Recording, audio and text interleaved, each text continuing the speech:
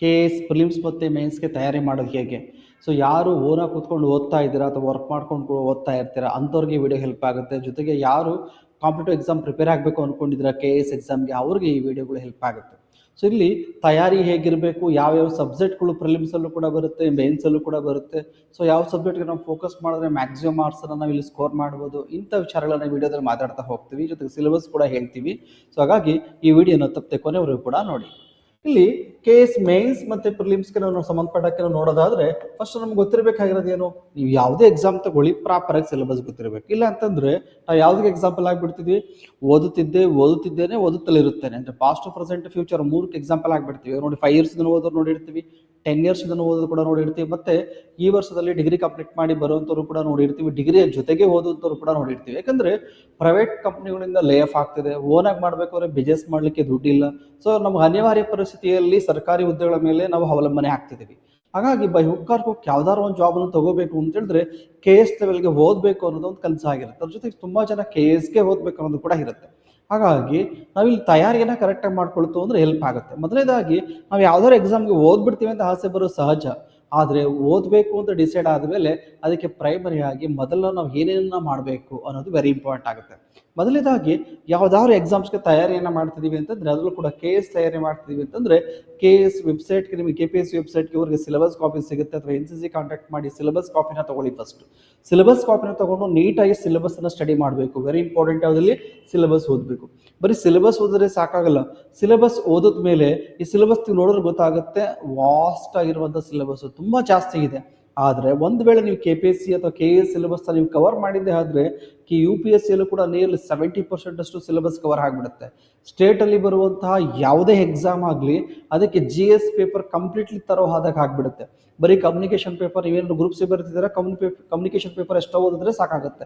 Kannada English computer ಓದ್ಬಿಟ್ರೆ ಸಾಕಾಗುತ್ತೆ. PSA ಓದ್ತಿದ್ರೆ ಪೇಪರ್ 1ಗೆ ಫೋಕಸ್ ಮಾಡ್ಬೋದು. Essay writing, precise, English to Kannada, Kannada to English ನೋಡ್ಕೊಬಿಟ್ರೆ ಕೂಡ ಸಾಕಾಗ್ಬಿಡುತ್ತೆ. ಅಂತಂದ್ರೆ KS ಬಂದು ನೀವು ಓದಕ್ಕೆ ಸ್ಟಾರ್ಟ್ ಆಯಿತು ಅಂತಂದರೆ ನಿಮಗೆ ಸಿಲೆಬಸ್ ವಾಸ್ಟ್ ಇರೋದ್ರಿಂದ ಯಾವುದೇ ಎಕ್ಸಾಮನ್ನು ಎದುರಿಸುವಂಥ ಸಾಮರ್ಥ್ಯ ಬರುತ್ತೆ. ಹಾಗಾಗಿ KS ತಯಾರಿಯನ್ನು ಮಾಡಬೇಕು ಅಂತ ತುಂಬ ಜನ ಅಂದ್ಕೊಳ್ತೀರಿ. ಹಾಗಾಗಿ ನಾನು ಹೇಳೋದೇನೆಂದರೆ ಮೊದಲು ಒಂದು ಸಿಲೆಬಸ್ ಕಾಪಿನ ತಗೊಳ್ಳಿ, ನೀಟಾಗಿ ಸಿಲೆಬಸ್ ಕಾಪಿನ ಸ್ಟಡಿ ಮಾಡಬೇಕು. ಒಂದು ವೆಬ್ಸೈಟಲ್ಲಿ ಸರ್ಚ್ ಮಾಡಿ ಅಥವಾ NCCನ ಕಾಂಟ್ಯಾಕ್ಟ್ ಮಾಡಿ ನಿಮಗೆ ಸಿಲೆಬಸ್ ಸಿಗುತ್ತೆ. ಸಿಲೆಬಸ್ ಸಿಕ್ಕಿದ ಮೇಲೆ ನಿಮಗೆ ಎಷ್ಟು ಟೈಮ್ ಬೇಕು ಅಂತ ನೋಡುತ್ತೆ. ವೆರಿ ಇಂಪಾರ್ಟೆಂಟ್ ಇಲ್ಲಿ ನಮಗೆ ಟೈಮ್. ನಿಮ್ಮ KS ಎಕ್ಸಾಮ್ಗೆ ತಯಾರಿಯನ್ನು ಮಾಡಬೇಕು ಅಂದರೆ 1 ರಿಂದ 1.5 ವರ್ಷ ನಾವು ಬೇಕಾಗುತ್ತೆ. 1.5 ವರ್ಷಕ್ಕಿಂತ ಕಡಿಮೆ ಅವಧಿಯಲ್ಲಿ ಎಕ್ಸಾಮ್ನ ಕ್ಲಿಯರ್ ಮಾಡ್ಲಿಕ್ಕೆ ಆಗಲ್ಲ. ಯಾಕಂದರೆ ಬರೀ ಪ್ರಿಲಿಮ್ಸ್ ಅಷ್ಟೇ ಇಲ್ಲ, ಪ್ರಿಲಿಮ್ಸ್ ಇದೆ, ಮೇನ್ಸ್ ಇದೆ. ಇಂಟರ್ವ್ಯೂಗೆ ನಮಗೆ ಬಹಳಷ್ಟು ತಯಾರಿ ಮಾಡೋ ಅವಶ್ಯಕತೆ ಏನಿಲ್ಲ. ಬಟ್ ಆದರೆ ಮೇನ್ಸ್ ಪಾಯಿಂಟ್ ಆಫ್ ವ್ಯೂಯಿಂದ, ಪ್ರಿಲಿಮ್ಸ್ ಪಾಯಿಂಟ್ ಆಫ್ ವ್ಯೂಯಿಂದ ತಯಾರಿ ಹಿನ್ನೆಲೆಯಲ್ಲಿ ಮಾಡಬೇಕಾಗುತ್ತೆ. ಹಾಗಾಗಿ ಟೈಮ್ ತಗೊಳುತ್ತೆ. ಮಿನಿಮಮ್ 1 ರಿಂದ 1.5 ವರ್ಷಗಳ ಕಾಲ ಪ್ರಿಪ್ರೇಷನ್ ಟೈಮೇ ತಗೊಳುತ್ತೆ ನಿಮಗೆ. So clear. ಈ ಟೈಮ್ ನಿಮ್ಮ ಹತ್ರ ಇದೆ ಅಥವಾ ವರ್ಕ್ ಮಾಡ್ತಾ ಇದ್ದೀರಿ, ವರ್ಕ್ ಮಾಡ್ಕೊಂಡು ಪ್ರತಿದಿನ 4 hours ಸಿಗ್ತಾ ಇದೆ, ಓದ್ಬೋದು. ಸೊ ಆ ವರ್ಕ್ ಮನೆ ಕೆಲಸ ಮಾಡಿಕೊಂಡು 4 ಗಂಟೆ ಟೈಮ್ ಸಿಗ್ತಾ ಇದೆ, ಓದ್ಬೋದು. ಕಾಲೇಜ್ ಜೊತೆಗೆ 4 ಗಂಟೆ ಟೈಮ್ ಸಿಗ್ತಿದೆ, ಓದ್ಬೋದು. ಆದರೆ ಪ್ರಾಪರ್ ಪ್ಲಾನ್ ಮಾಡಿರಬೇಕು, ಸಿಲೆಬಸ್ ನಿಮಗೆ ಗೊತ್ತಿರಬೇಕು. ಆ ಸಿಲೆಬಸ್ಸನ್ನು ಸ್ಟಡಿ ಮಾಡಿ ಒಂದು ಪ್ರಾಪರ್ ಸ್ಟಡಿ ಪ್ಲಾನನ್ನು ಮಾಡ್ಕೋಬೇಕು. ಸ್ಟಡಿ ಪ್ಲಾನ್ ಮಾಡ್ಕೊಳ್ಳಿಕ್ಕೆ ಆಗಲ್ಲ, NCC ಕಾಂಟ್ಯಾಕ್ಟ್ ಮಾಡಿ. ಉದಾಹರಣೆಗೆ ಫಿಲಿಮ್ಸನ್ನು ಹೇಗೆ ನಾವು ಪ್ಲಾನ್ ಮಾಡ್ಕೋಬೇಕು ಅಂತ ಒಂದು ವಿಡಿಯೋನ ಆಲ್ರೆಡಿ ಮಾಡಿ ಅಪ್ಲೋಡ್ ಮಾಡಿದೆ. ಅದು ನೋಡ್ರೆ ಒಂದು ಐಡಿಯಾ ಅಂತೂ ಬರುತ್ತೆ. ಅದ್ರ ಮೇಲೆ ನೀವು ಇಲ್ಲಿ ವರ್ಕೌಟ್ ಮಾಡ್ಬೋದು. So clear. ಇದಾದಮೇಲೆ ಒಂದು ಸ್ಟಡಿ ಪ್ಲಾನ್ನ ಮಾಡ್ಕೋಬೇಕು. ಸೊ ಒಂದು ಪ್ರಾಪರ್ ಸ್ಟಡಿ ಪ್ಲಾನ್ ಮಾಡ್ಕೊಳ್ತೀರಾ ಅಂದರೆ ಸ್ಟಡಿ ಪ್ಲಾನ್ ಅಂತ ಮಾಡ್ಕೊಂಡು ದಿನಕ್ಕೊಂದು ಸ್ಟಡಿ ಪ್ಲಾನ್ ಮಾಡ್ಕೊಳ್ತಾ ಹೋಗೋದಲ್ಲ. ಸೊ ಬ್ಲೈಂಡಾಗಿ ಯಾವುದಾರು ಒಂದು ಮಾಡ್ತಾ ಹೋಗೋದಲ್ಲ. ಒಂದು ಪ್ರಾಪರ್ ಸ್ಟಡಿ ಪ್ಲಾನ್ನ ಮಾಡ್ಕೋಬೇಕು. ಸೀನಿಯರ್ ಜೊತೆ ಕೂತ್ಕೋಬೇಕು, ಅಥವಾ ಯಾರು ಮೆಂಟರ್ ಇದ್ರೆ ಅವ್ರ ಜೊತೆ ಕೂತ್ಕೋಬೇಕು, ಅಥವಾ ಯಾರು ಕೋಚ್ ಇದ್ರೆ ಅವ್ರ ಜೊತೆ ಕೂತ್ಕೋಬೇಕು, ಡಿಸ್ಕಸ್ ಮಾಡಬೇಕು. ಒಂದು ಪ್ರಾಪರ್ ಸ್ಟಡಿ ಪ್ಲಾನ್ನ ಮಾಡ್ಕೋಬೇಕು. ಅದಕ್ಕೆ ಸಂಬಂಧಪಟ್ಟಂಥ ಮೆಟೀರಿಯಲ್ಸನ್ನು ಕಲೆಕ್ಟ್ ಮಾಡಬೇಕು. ಆ ಮೆಟೀರಿಯಲ್ಸಲ್ಲಿ ವೆರಿ ಇಂಪಾರ್ಟೆಂಟ್ ಯಾವುದು ಅಂತ ಹೇಳಿದ್ರೆ ಪ್ರೀವಿಯಸ್ ಇಯರ್ ಕ್ವಶನ್ ಪೇಪರ್. ಆಗ ಪ್ರೀವಿಯಸ್ ಇಯರ್ ಕ್ವಶನ್ ಪೇಪರ್ನ ಕರೆಕ್ಟಾಗಿ ಓದಿ ಒಂದು ಪ್ಲಾನನ್ನು ರೆಡಿ ಮಾಡ್ಕೊಳ್ಳಿ, ಮೆಟೀರಿಯಲ್ಸನ್ನು ಕಲೆಕ್ಟ್ ಮಾಡ್ಕೊಳ್ಳಿ. ಆ ಮೆಟೀರಿಯಲ್ಸ್ ಆಲ್ರೆಡಿ ಪ್ರಿಲಿಮ್ಸ್ಗೆ ಹೇಳಿದ್ದೀನಿ ನಾನು, ಇಲ್ಲಿ ಮೇನ್ಸ್ಗೆ ಇವತ್ತು ಹೇಳ್ತಾ ಹೋಗ್ತೀನಿ. ಅದು ನೋಟ್ ಮಾಡ್ಕೊಂಡು ಅದನ್ನು ಕಲೆಕ್ಟ್ ಮಾಡಿ ಓನಾಗಿ ಕೂಡ ಓದ್ಬೋದು. ಯಾರಿಗೆ ಕೋಚಿಂಗ್ ಅವಶ್ಯಕತೆ ಇರುತ್ತೆ, ಯಾರಿಗೆ ಒಬ್ಬರು ಹೇಳಿದ್ರೆ ಅರ್ಥ ಆಗುತ್ತೆ ಅಂಥವ್ರು ಮಾತ್ರ ಕೋಚಿಂಗ್ ಇನ್ಸ್ಟಿಟ್ಯೂಟ್ಗಳಿಗೆ ಜಾಯ್ನ್ ಆಗೋದು ಅವಶ್ಯಕತೆ ಇರುತ್ತೆ. ಅದರ್ವೈಸ್ ನಮಗೆ ಅರ್ಥ ಆಗ್ತಿದೆ, ನಾನು ಓದೋದು ನನಗೆ ಅರ್ಥ ಆಗ್ತಿದೆ, ನನ್ನ ಫೋಕಸ್ ಪಾಯಿಂಟ್ ಚೆನ್ನಾಗಿದೆ, ಟೈಮ್ ಮ್ಯಾನೇಜ್ಮೆಂಟ್ ಕರೆಕ್ಟಾಗಿ ಮಾಡ್ತೀನಿ, ವರ್ಕ್ ಮಾಡ್ಕೊಂಡು ಓದ್ತಾ ಇದ್ದೀರಿ, ದಯವಿಟ್ಟು ನೀವು ಮಾಡ್ಕೋಬೋದು, ಓನಾಗಿ ಪ್ರಿಪೇರ್ ಆಗ್ಬೋದು. ಜಸ್ಟ್ ಗೈಡೆನ್ಸನ್ನು ತೊಗೊಂಡು ಓನಾಗಿ ಪ್ರಿಪೇರ್ ಮಾಡ್ಬೋದು. ಗೈಡೆನ್ಸಿಂದ ಏನು ಸಿಗುತ್ತೆ ನಿಮಗೆ ಅಂತ ಹೇಳಿದ್ರೆ ಎಲ್ಲೆಲ್ಲಿ ಟೈಮ್ ವೇಸ್ಟ್ ಮಾಡ್ತಿದ್ದೀರಲ್ಲ ಅದು ನಿಮಗೆ ಕಡಿಮೆ ಆಗುತ್ತೆ. ಯಾವುದನ್ನು ಓದಬೇಕು, ಯಾವುದನ್ನು ಓದಬಾರ್ದು, ವೆರಿ ಇಂಪಾರ್ಟೆಂಟ್. ಯಾಕಂದರೆ ಪುಸ್ತಕವನ್ನು ತೆಗೆದು ಕೂತ್ಕೊಳ್ತು ಅಂತಂದರೆ ನಿಮಗೆ ಪ್ರತಿ ಒಂದು ಕೂಡ ಇಂಪಾರ್ಟೆಂಟ್ ಅಂತಲೇ ಅನಿಸುತ್ತೆ. ಈಚ್ ಆ್ಯಂಡ್ ಎವರಿ ಪಾಯಿಂಟ್ ಕೂಡ ಇಂಪಾರ್ಟೆಂಟ್ ಅಂತ ಅನಿಸುತ್ತೆ. ಹಾಗಾಗಿ ಪ್ರಾಪರ್ ಗೈಡೆನ್ಸ್ ಇದೆ, ಓದೋದು ಹೇಗೆ ಅಂತ ಯಾರಾದ್ರು ಹೇಳ್ಕೊಟ್ರೆ ಬಹುತೇಕ ಇದು ನಿಮಗೆ ಹೆಲ್ಪ್ ಆಗುತ್ತೆ. So clear. ಇದಾದ್ಮೇಲೆ ಪ್ರತಿದಿನ ಪ್ರಾಕ್ಟೀಸ್ ಮಾಡಬೇಕು. ಒಂದು MCQs ಲೆವೆಲ್, ಉದಾಹರಣೆಗೆ ನೀವು ಪ್ರಿಲಿಮ್ಸ್ ಅಂತ ಬಂದಾಗ MCQs ಲೆವೆಲ್ ಕ್ವಶನ್ಸ್ಗಳನ್ನು ಬಿಡಿಸಬೇಕಾಗುತ್ತೆ. ಮೈನ್ಸ್ ಅಂತ ಬಂದಾಗ ಕೂತ್ಕೊಂಡು ಬರೆದು ಪ್ರಾಕ್ಟೀಸ್ ಮಾಡಬೇಕಾಗತ್ತೆ. ಪ್ರಿಲಿಮ್ಸಲ್ಲಿ ಕ್ಲಿಯರ್ ಆದರೆ ಸಾಕು, ಮೈನ್ಸಲ್ಲಿ ಎಷ್ಟು ಸ್ಕೋರ್ ಮಾಡ್ತೀರಾ ಅಷ್ಟು ನಿಮಗೆ ಹೆಲ್ಪ್ ಆಗುತ್ತೆ. ಇಂಟರ್ವ್ಯೂ ಜಸ್ಟ್ ಮಿನಿಮಮ್ ಸಿಕ್ಕರೂ ಕೂಡ ನಿಮಗೆ ಸರ್ವಿಸ್ ಸಿಗೋ ಚಾನ್ಸ್ ಇರುತ್ತೆ. ಹಾಗಾಗಿ ನಾನು ಹೇಳೋದೇನಂತಂದರೆ ಮೈನ್ಸ್ ಅಂತ ಹೇಳಿದ್ರೆ ಪ್ರಾಕ್ಟೀಸ್ ಚೆನ್ನಾಗಿರಬೇಕು, ವೆರಿ ಇಂಪಾರ್ಟೆಂಟ್. So clear.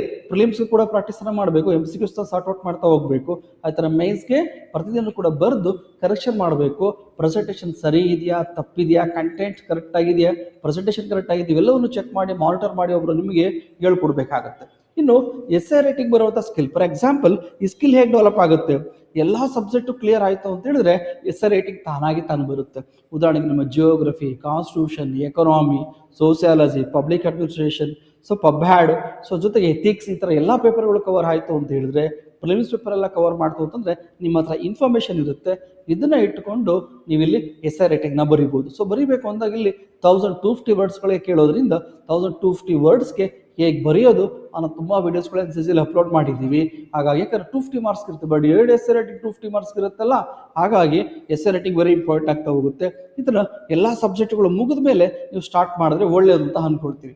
ಇದಾದಮೇಲೆ ನಿಮ್ಮ ವೆರಿ ಇಂಪಾರ್ಟೆಂಟಲ್ಲಿ ನಿಮಗೆ ಮೆಂಟಲ್ ಮತ್ತು ಯಾವುದು ಫಿಸಿಕಲ್ ಫಿಟ್ನೆಸ್ ವೆರಿ ಇಂಪಾರ್ಟೆಂಟ್. ನಿಮ್ಮ ಉದಾಹರಣೆಗೆ ಹೇಳ್ತಾ ಹೋಗ್ತೀವಿ, ಅತ್ಯಂತ ನಾವು ಸದೃಢವಾಗಿರೋ ದೇಹ ಮನಸ್ಥಿತಿಯನ್ನು ಇಟ್ಕೋಬೇಕು ಅಂತಂದರೆ ನಾವು ಫಿಸಿಕಲಿ ಕೂಡ ಸ್ಟ್ರಾಂಗ್ ಇರಬೇಕು. ಉದಾಹರಣೆಗೆ ನಮ್ಗೆ ಹುಷಾರಿಲ್ಲ, ಓದಲಿಕ್ಕಾಗಲ್ಲ, ಇಷ್ಟೆಲ್ಲ ಓದ್ಕೊಂಡು ಹೋಗಿರ್ತೀವಿ, ನಾಳೆ ಎಕ್ಸಾಮ್ ಇದೆ, ಪ್ಯಾನಿಕ್ ಆಗಿ ಹುಷಾರಾಗಿಲ್ಲ, ಆವಾಗಲೂ ಕೂಡ 1 or 2 ಕ್ವಶನ್ಸ್ಗೆ ರಾಂಗ್ ಮಾಡ್ತೀವಿ. ನಮ್ಮ ಎಕ್ಸಾಮಲ್ಲಿ ಬಹುತೇಕ ಎಕ್ಸಾಮ್ಸ್ಗಳು ಕ್ಲಿಯರ್ ಆಗಿರೋದು ಜಸ್ಟ್ 1 ಮಾರ್ಕ್ಸಿಂದ, ಅರ್ಧ ಮಾರ್ಕ್ಸಿಂದ ಹೋಗ್ಬಿಡುತ್ತೆ. ಸೊ ಸೊಸೈಟಿ ಕೇಳೋದೇನು, ಎಕ್ಸಾಮ್ ಕ್ಲಿಯರ್ ಆಯಿತಾ, ಹಾಗಿಲ್ಲ. So clear. ಇದನ್ನು ನೀವು ಯಾವತ್ತೂ ಕೂಡ ತಲೆಯಿಟ್ಕೋಬೇಕಾಗುತ್ತೆ. ಹಾಗಾಗಿ ಆರೋಗ್ಯವಂತಹ ದೇಹವನ್ನು ಕಾಪಾಡ್ಕೊಳ್ಳೋದು ನಮ್ಮ ಜವಾಬ್ದಾರಿ. ಎಕ್ಸಾಮ್ ಬಂದ ಮೇಲೆ ಸುಮಾರು ಜನ ಎಕ್ಸಾಮ್ ಆಗೋರು ಕೂಡ ತುಂಬ ಚೆನ್ನಾಗಿ ಓದ್ತಿರ್ತೀರ, ಎಕ್ಸಾಮ್ ಹತ್ರ ಬರ್ತಿದ್ದಾಗಲೇ ಸೊ ನರ್ವಸ್ನೆಸ್ ಸ್ಟಾರ್ಟ್ ಆಗುತ್ತೆ. ತುಂಬ ಜನ ಎಕ್ಸಾಮಿಂದ ಹೊರಡೆ ಹೋಗ್ಬಿಡ್ತೀವಿ, ಮೇಲ್ಗಡೆ ನೋಡ್ಲಿಕ್ಕೆ ಧೈರ್ಯವಾಗಿರುತ್ತೆ, ಎಕ್ಸಾಮಲ್ಲಿ ಕೂತ್ಕೊಂಡಾಗ ಭಯಕ್ಕೆ ತುಂಬ ಕ್ವಶನ್ಸ್ಗೆ ಆನ್ಸರ್ ಕೂಡ ಬರೋದಿಲ್ಲ. ಇಷ್ಟೊಂದು ಕಾಂಪಿಟೇಷನಲ್ಲಿ ನಾವು ಈ ರೀತಿ ಮಾಡಿಕೊಂಡ್ರೆ ಜಸ್ಟ್ ಇದರ ಸಿಲ್ಲಿ ಮಿಸ್ಟೇಕ್ ಮಾಡಿದ್ರು ಕೂಡ ಎಕ್ಸಾಮ್ಗಳು ಮಿಸ್ ಆಗಿಬಿಡುತ್ತೆ. ಹಾಗಾಗಿ ಮೆಂಟಲ್ ಮತ್ತು ಫಿಸಿಕಲ್ ಹೆಲ್ತ್ರಲ್ಲಿ ಮೇಂಟೈನ್ ಮಾಡೋದು ವೆರಿ ಇಂಪಾರ್ಟೆಂಟ್.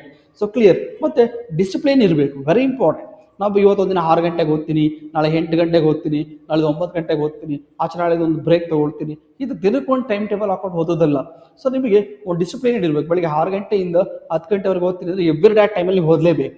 ಸೊ 10 ಗಂಟೆಯಿಂದ 11 ಗಂಟೆ ಬ್ರೇಕ್ ತೊಗೊಳ್ತೀನಿ ಆ ಟೈಮ್, ಅಂದರೆ ಒಂದು ಸಿನ್ಸಿಯರ್ ಆಗಿ ಒಂದು ಟೈಮ್ ಟೇಬಲ್ನ ಫಾಲೋ ಮಾಡಿ ಬಹುತೇಕ ನಿಮಗದು ಸಕ್ಸಸ್ಸನ್ನು ತಂದು ಕೊಡುತ್ತೆ. ಜೊತೆಗೆ ಪ್ರಾಕ್ಟೀಸ್ ಮಾಡಬೇಕು. ಪ್ರಿಲಿಮ್ಸ್ಗೆ MCQs ಕ್ವಶನ್ಸ್ಗಳನ್ನ ಪ್ರಾಕ್ಟೀಸ್ ಮಾಡಬೇಕು, ಮೈನ್ಸ್ಗೆ ಕ್ವಶನ್ ಆನ್ಸರ್ನ ಇಟ್ಕೊಂಡು ನೀವು ಇಲ್ಲಿ ಪ್ರಾಕ್ಟೀಸ್ ಮಾಡ್ತಾ ಹೋಗಬೇಕು. ಹಾಗಾಗಿ ಇಷ್ಟೆಲ್ಲ ಫಾಲೋ ಮಾಡಿದ್ರೆ ಒಂದು ಎಕ್ಸಾಮ್ ನೀವು ಇಲ್ಲಿ ಈಸಿಯಾಗಿ ಇಲ್ಲಿ ಕ್ರ್ಯಾಕ್ ಮಾಡ್ಬೋದು. ಹಾಗಿದ್ರೆ ಈ KS ಪ್ರಿಲಿಮ್ಸಲ್ಲಿ ನಿಮಗೆ ಆಲ್ರೆಡಿ ನಾನು ಒಂದು ವಿಡಿಯೋ ಅಪ್ಲೋಡ್ ಮಾಡಿದ್ದೀನಿ, ಲಿಂಕನ್ನು ಕೂಡ ಹಾಕಿರ್ತೀನಿ, ಯಾವ ಟೆಕ್ಸ್ಟ್ ಬುಕ್ಕನ್ನು ಓದಬೇಕು ಅಂತ ಈ ಜನರಲ್ ಆಗಿ ಹೇಳ್ಬಿಡ್ತೀನಿ. ಪ್ರಿಲಿಮ್ಸ್ ಮತ್ತು ಮೇನ್ಸಲ್ಲಿ ಸಬ್ಜೆಕ್ಟ್ಗಳು ಹೇಗೆ ಬರ್ತವೆ, ಯಾವ್ದು ಬರ್ತವೆ. ಫಾರ್ ಎಕ್ಸಾಂಪಲ್ ಪ್ರಿಲಿಮ್ಸಲ್ಲಿ ನಿಮಗೆ ಹ್ಯುಮ್ಯಾನಿಟಿ ಸಬ್ಜೆಕ್ಟ್ಗಳು ಅಂತ ಬರ್ತಾ ಹೋಗ್ತವೆ, ಮಾನವಿಕ ಶಾಸ್ತ್ರ ಅಂತ ಕರಿತೀವಿ. ಇದರಲ್ಲಿ ಇತಿಹಾಸ ಬರುತ್ತೆ. ಇತಿಹಾಸದಲ್ಲಿ ಮಿನಿಮಮ್ 14ರಿಂದ 18 ಕ್ವಶನ್ಸ್ಗಳು ನಾವಿಲ್ಲಿ ಎಕ್ಸ್ಪೆಕ್ಟ್ ಮಾಡ್ಬೋದು. ಮಿನಿಮಮ್ 14 ಇದ್ದೇ ಇರುತ್ತೆ, ಅಥವಾ 18 ಹೋಗುತ್ತೆ. ಇಲ್ಲಿ ಏನ್ಸೆಂಟ್ ಬರುತ್ತೆ, ಮಿಡಿವಲ್ ಬರುತ್ತೆ, ಮಾಡರ್ನ್ ಬರುತ್ತೆ, ಕರ್ನಾಟಕ ಬರುತ್ತೆ. ಇಷ್ಟನ್ನು ಕೂಡ ನೀವು ಸ್ಟಡಿ ಮಾಡಿದ್ರೆ ಕಲ್ಚರಲ್ ಹಿಸ್ಟ್ರಿ ಮೇಲೆ ಕ್ವಶನ್ಸ್ ಆಗುತ್ತೆ, ಪೊಲಿಟಿಕಲ್ ಹಿಸ್ಟ್ರಿ ಮೇಲೆ ಕ್ವಶನ್ಸ್ ಆಗುತ್ತೆ ಇಲ್ಲಿ. ಸೊ ಹಾಗಾಗಿ ಇಲ್ಲಿ ಪ್ರಿಲಿಮ್ಸ್ ಜೊತೆಗೆ ಮೈನ್ಸು ನೀವು ಫೋಕಸ್ಸನ್ನು ಮಾಡೋದಾದರೆ ಕಲ್ಚರಲ್ ಹಿಸ್ಟ್ರಿ ಕೇಳ್ತಾನೆ, ಕಲ್ಚರಲ್ ಮತ್ತು ಹಿಸ್ಟ್ರಿ ಇದು ಹೆರಿಟೇಜ್ ಮೇಲೆ ಕ್ವಶನ್ಸ್ ಕೇಳ್ತಾ ಹೋಗ್ತಾನೆ, ಇಂಡಿಯಾ ಮತ್ತು ಅದು ಕರ್ನಾಟಕದ ಇತಿಹಾಸದ ಮೇಲೆ ಕ್ವಶನ್ಸ್ ಕೇಳ್ತಾನೆ ಇಲ್ಲಿ. ಹಾಗಾಗಿ ಮೈನ್ಸಲ್ಲಿ 80 to 85 ಮಾರ್ಕ್ಸ್ಗೆ ಬಂದುಬಿಡ್ತಾರೆ ಹಿಸ್ಟ್ರಿ. ಹಾಗಾಗಿ ಹಿಸ್ಟ್ರಿನ prelims plus mains point of ವ್ಯೂದ ಓದೋದು ಒಳ್ಳೆಯದು. ಹಿಸ್ಟ್ರಿ ಮೈನ್ಸಲ್ಲಿ ಪೇಪರ್ 1ನಲ್ಲಿ ಬರುತ್ತೆ, ಸೆಕ್ಷನ್ A ನಲ್ಲಿ ಬರುತ್ತೆ. ಅದೇ ಥರ ಜಿಯೋಗ್ರಫಿ ವೆರಿ ಇಂಪಾರ್ಟೆಂಟ್, ನೀವು ಸ್ಕೋರ್ ಮಾಡೋಕ್ಕೆ ಈಸಿ ಆಗುತ್ತೆ. ಇದನ್ನ ನಿಮ್ಗೆ ತುಂಬ ಜನ ಕಾಂಪ್ಲಿಕೇಟ್ ಮಾಡ್ಕೊಳ್ತಾ ಹೋಗ್ತಾರೆ. ಯಾಕಂದರೆ ನೀವು ಸ್ಟಾರ್ಟ್ ಮಾಡೋದೇ ಕರ್ನಾಟಕ ಜಿಯೋಗ್ರಫಿಯಿಂದ ಡೈರೆಕ್ಟಾಗಿ ಇಂಡಿಯನ್ ಜಿಯೋಗ್ರಫಿಯಿಂದ ಆ ಥರ ಮಾಡೋಕ್ಕೆ ಹೋಗ್ಬಿಟ್ಟು ಫಸ್ಟ್ ಫಿಸಿಕಲ್ ಜಿಯೋಗ್ರಫಿನ ಕವರ್ ಮಾಡಿ, ವರ್ಲ್ಡ್ ಜಿಯೋಗ್ರಫಿನ ಕವರ್ ಮಾಡಿ, ಆಮೇಲೆ ಇಂಡಿಯನ್ ಜಿಯೋಗ್ರಫಿ ಕವರ್ ಮಾಡಿ, ಅದಾದಮೇಲೆ ಕರ್ನಾಟಕ ಜಿಯೋಗ್ರಫಿ ಕವರ್ ಮಾಡಿ. ಫಿಸಿಕಲ್ ಜಿಯೋಗ್ರಫಿ ಕವರ್ ಮಾಡೋದ್ರಿಂದ ಏನಾಗುತ್ತೆ, ಕಾನ್ಸೆಪ್ಟ್ ಕ್ಲಿಯರ್ ಆಗುತ್ತೆ. ವರ್ಲ್ಡ್ ಜಿಯೋಗ್ರಫಿ ಕ್ಲಿಯರ್ ಮಾಡೋದ್ರಿಂದ ಏನಾಗುತ್ತೆ, ಎಂಟೈರ್ ವರ್ಲ್ಡ್ ಬಗ್ಗೆ ಅವೇರ್ನೆಸ್ ಮೂಡ್ತಾ ಬರುತ್ತೆ, ನಿಮಗೆ ಮ್ಯಾಪಿಂಗ್ ಮಾಡೋಕ್ಕೆ ಈಸಿ ಆಗುತ್ತೆ. ಅದಾದಮೇಲೆ ಇಂಡಿಯಾ ಜಿಯೋಗ್ರಫಿ, ಅದಾದಮೇಲೆ ಕರ್ನಾಟಕ ಜಿಯೋಗ್ರಫಿ, ಈ ಥರ ಒಂದಾದ್ಮೇಲೆ ಒಂದು ಫೋಕಸ್ ಮಾಡ್ತಾ ಬನ್ನಿ, ಬಹುತೇಕ ನಿಮಗೆ ಹೆಲ್ಪ್ ಆಗುತ್ತೆ.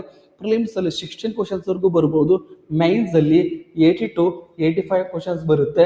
ಇದರಲ್ಲಿ ಹ್ಯೂಮನ್ ಜಿಯೋಗ್ರಫಿ ಒಂದು ಅಡಿಷನಲ್ ಆಗಿ ಆಡ್ ಮಾಡ್ತಾರೆ ಮೈನ್ಸಲ್ಲಿ, ಜಸ್ಟ್ ಮೈನ್ಸ್ಗೆ ಫೋಕಸ್ ಮಾಡಿಕೊಂಡ್ರೆ ಸಾಕಷ್ಟು. ಇದು ಪ್ರಿಲಿಮ್ಸ್ ಆಗಿದೆ. ಹಿಸ್ಟ್ರಿಯನ್ನು ಕೂಡ ಪ್ರಿಲಿಮ್ಸ್ ಮೈನ್ಸ್ ಓದ್ಬೋದು, ಜಿಯೋಗ್ರಫಿಯನ್ನು ಕೂಡ ಪ್ರಿಲಿಮ್ಸ್ ಮೈನ್ಸ್ ನೀವು ಇಲ್ಲಿ ಓದಬಹುದು.